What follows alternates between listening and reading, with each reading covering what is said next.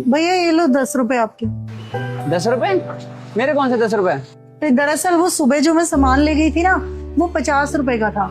मैंने गलती से आपको 40 बोल दिए थे। मेरी माँ ने हमेशा मुझे यही सिखाया है कि कभी किसी की मेहनत के पैसे नहीं रखने चाहिए। भगवान कहीं ना कहीं हमारे परिवार में से निकाल लेता है। ये लो।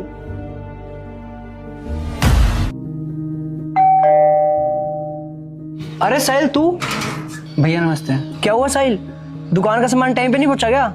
भैया दुकान का माल तो टाइम पे पहुंच गया था, बल्कि आपने इस बार 300 का सामान ज्यादा दे दिया था, तो मैं वही 300 रुपए देने आया था। अरे भाई 300 रुपए तो थे, हम आगे पीछे इसका हिसाब किताब कर लेते। अरे नहीं साहब, मैं चाहता तो ये 300 रुपए रख भी लेता, आपको पता भी नहीं चलता, लेकिन ऊपर वाले को तो सब पता होता है ना, और ऊपर वाले की लाठी में आवाज नहीं होती। ये 300 रुपए क्या पता मेरे परिवार को कहाँ दुख दे जाए। आखिरकार हम कमाते तो अपने परिवार के लिए ही है ना। हाँ जी, आप कौन? आप मुझे नहीं जानते, लेकिन आपकी कंपनी से मेरे पास माल आता है। हर महीने 3 लाख का सामान आता है, जिसमें से मैं 2,75,000 पे करता हूँ और 25,000 मैं खुद रख लेता हूँ। ये आपके 10 महीने के पैसे, 2,50,000 रुपए। अरे ये बात तो मुझे पता भी नहीं थी, और तुम चाहते तो ये पैसे तुम रख भी सकते थे, तो तुम लौटाने क्यों आए हो?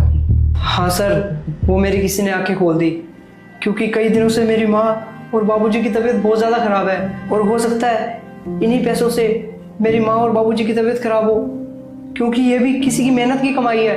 इन पैसों के बारे में आपको तो नहीं पता, लेकिन ऊपर वाले को तो पता है। उसकी लाठी में आवाज़ नहीं होती। शायद तुम ठीक ही कह रहे हो। अंकल, आप राहुल के पापा हो ना? हाँ बेटा, हाँ। आप कौन? मैं उसका बिजनेस पार्टनर हूँ अंकल। अच्छा, आपका भी कोई हिसाब किताब था क्या बेटा राहुल की तरफ?